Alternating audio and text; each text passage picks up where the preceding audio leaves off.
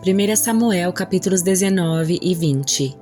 Saul instigou seus servos e seu filho Jonatas a matarem Davi. Mas Jonatas, por causa do seu grande afeto por Davi, contou-lhe os planos de Saul. Meu pai busca uma oportunidade para matá-lo, disse ele. Amanhã cedo você precisa encontrar um lugar para se esconder.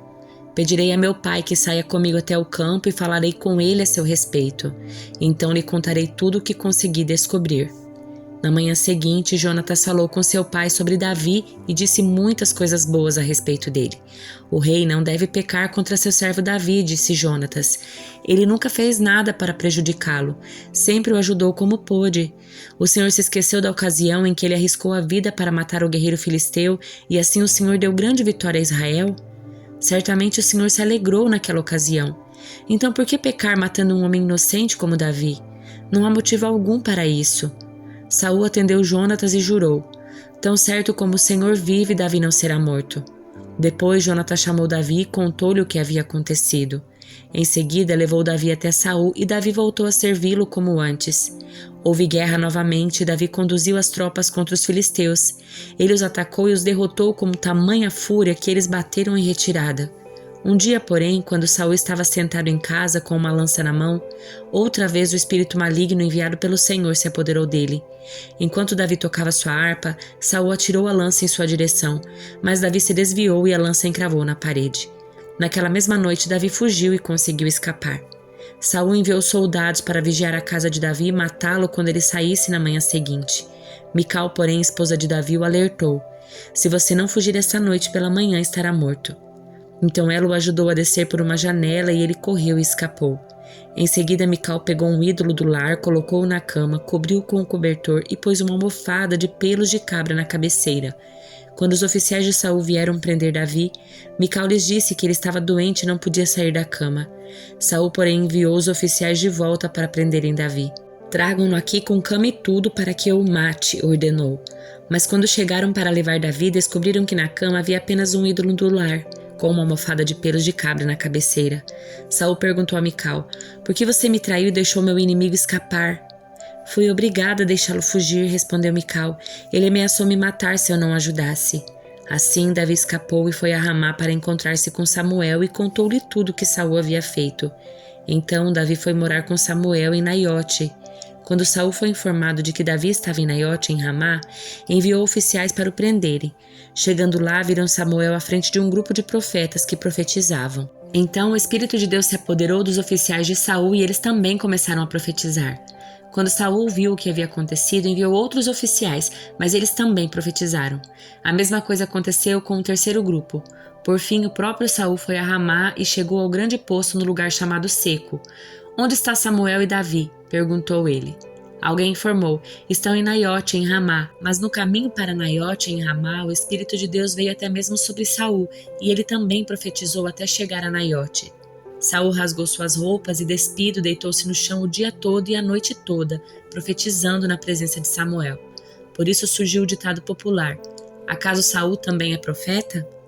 Davi fugiu de Naiote em Ramá e se encontrou com Jonatas. O que eu fiz, disse Davi, qual é meu crime? Que pecado cometi contra seu pai para que ele esteja tão decidido a me matar? Isso não vai acontecer, respondeu Jonatas. Você não será morto. Ele sempre me conta tudo o que pretende fazer, até mesmo as coisas de pouca importância. Sei que meu pai não esconderia de mim algo dessa natureza. Não é assim. Então Davi fez um juramento diante de Jonatas.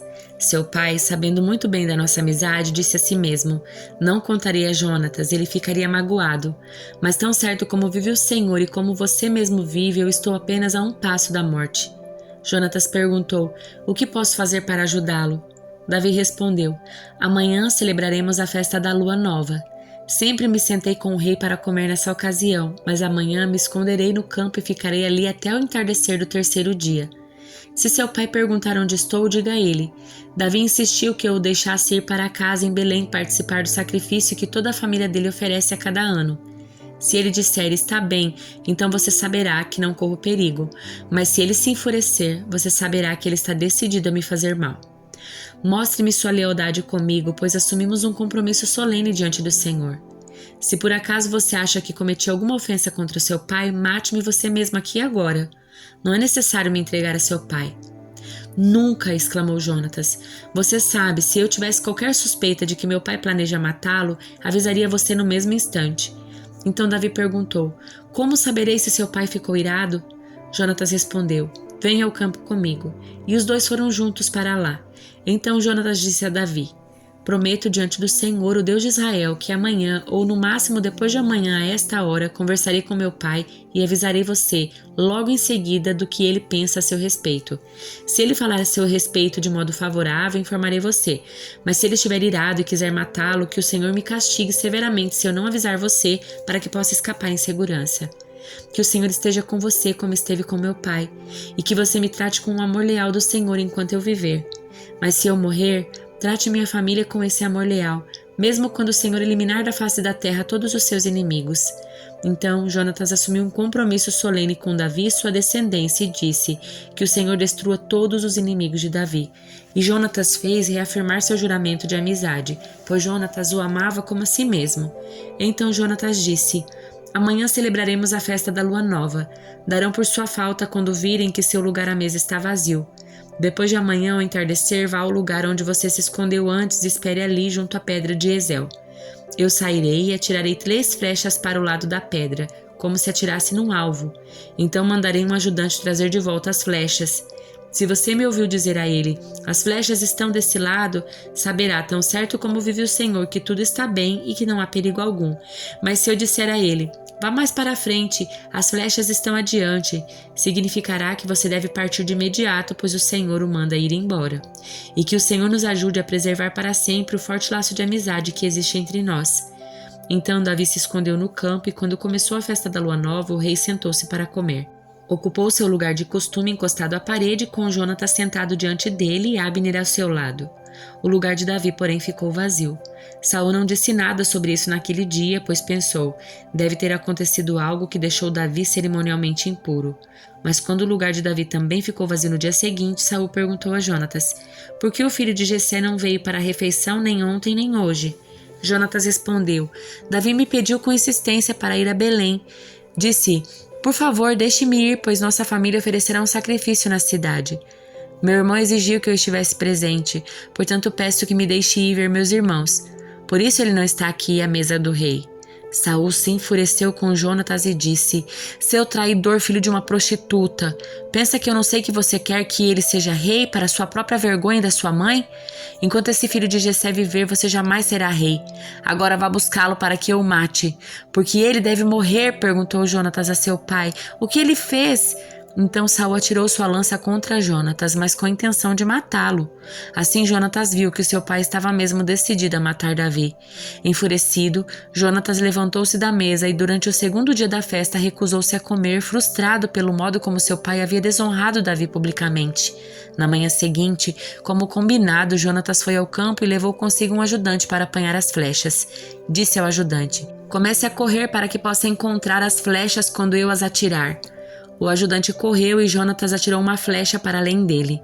Quando o ajudante estava quase chegando ao lugar onde a flecha havia caído, Jonatas gritou: A flecha está mais à frente! Rápido, não fique aí parado!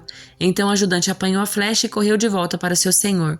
O ajudante não suspeitava de nada, apenas Jonatas e Davi entenderam o sinal. Então Jonatas entregou o arco e as flechas ao ajudante e ordenou que o levasse de volta à cidade. Assim que o ajudante foi embora, Davi saiu de seu esconderijo no lado sul da pedra de Ezel. Davi se curvou diante de Jonatas 3 vezes com o rosto em terra, e quando se beijaram e se despediram, ambos choraram, especialmente Davi. Por fim, Jonatas disse a Davi: Vá em paz, pois juramos lealdade um ao outro em nome do Senhor. Que o Senhor nos ajude a preservar para sempre o forte laço de amizade entre nós e entre nossos descendentes. Então Davi partiu e Jonatas voltou à cidade. Salmo de número 65. Que grande louvor a Deus te aguarda em Sião. Cumpriremos os votos que te fizemos, pois respondes às nossas orações, todos virão a ti. Embora sejam muitos os nossos pecados, tu perdoas nossa rebeldia. Como é feliz aquele que tu escolhes para se aproximar de ti, aquele que vive em teus pátios. Quantas coisas boas nos saciarão em tua casa, em teu santo templo. Tu respondes às nossas orações como notáveis feitos de justiça, ó Deus da nossa salvação. És a esperança de todos na terra e até dos que navegam por mares distantes. Formastes os montes com teu poder e de grande força te armaste. Acalmastes a fúria dos mares e as ondas impetuosas e calaste o tumulto das nações. Os habitantes dos confins da terra se admiram com tuas maravilhas. Desde onde o sol nasce até onde se põe, despertas gritos de alegria. Cuidas da terra e a regas, tornando-a rica e fértil. O rio de Deus tem muita água. Proporciona fartura de cereais, porque assim ordenastes. Encharcas o solo arado, dissolves os torrões e nivelas os sulcos. Amoleces a terra com chuvas e abençoas suas plantações. Coroas o ano com boas colheitas. Tuas pegadas deixam um rastro de fartura. Os pastos no deserto ficam verdes e as encostas dos montes florescem de alegria. Os campos estão cobertos de rebanho e os vales forrados de cereais. Toda a terra grita e canta de alegria. Carta aos Romanos, capítulo 12. Portanto, irmãos, suplico-lhes que entreguem seu corpo a Deus por causa de tudo que Ele fez por vocês. Que seja um sacrifício vivo e santo do tipo que Deus considera agradável. Essa é a verdadeira forma de adorá-lo. Não imitem o comportamento e o costume deste mundo, mas deixem que Deus os transforme por meio de uma mudança em seu modo de pensar, a fim de que experimentem a boa, agradável e perfeita vontade de Deus para vocês. Com base na graça que recebi, dou a cada um de vocês a seguinte advertência: não se considerem melhores do que realmente são. Antes, sejam honestos em sua autoavaliação, medindo-se de acordo com a fé que Deus nos deu. Da mesma forma que nosso corpo tem vários membros e cada membro uma função específica, assim é também o corpo de Cristo. Somos membros diferentes do mesmo corpo e todos pertencemos uns aos outros. Deus, em sua graça, nos concedeu diferentes dons. Portanto, se você tiver a capacidade de profetizar, faça-o de acordo com a proporção da fé que recebeu. Se tiver o dom de servir, sirva com dedicação. Se for mestre, ensine bem. Se seu dom consiste em encorajar pessoas, encoraje-as. Se for o dom de contribuir, dê com generosidade. Se for o dom de exercer liderança, lidere de forma responsável. E se for o dom de demonstrar misericórdia, pratique-o com alegria. Amem as pessoas sem fingimento. Odeiem tudo que é mal. Apeguem-se firmemente ao que é bom. Amem-se com amor fraternal e tenham prazer em honrar uns aos outros.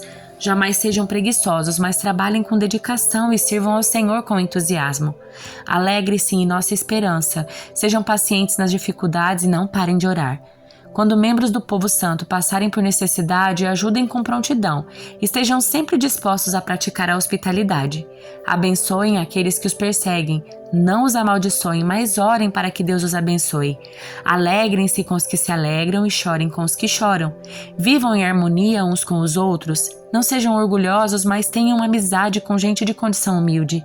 E não pensem que sabem tudo. Nunca paguem o mal com o mal. Pensem sempre fazer o que é melhor aos olhos de todos. No que depender de vocês, vivam em paz com todos. Amados, nunca se vinguem. Deixem que a ira de Deus se encarregue disso, pois assim dizem as Escrituras: a vingança cabe a mim, e eu lhes darei o troco, diz o Senhor. Pelo contrário, se seu inimigo estiver com fome, dê-lhe de comer. Se estiver com sede, dê-lhe de beber. Ao fazer isso, amontoará brasas vivas sobre a cabeça dele. Não deixem que o mal os vença, mas vençam o mal praticando o bem.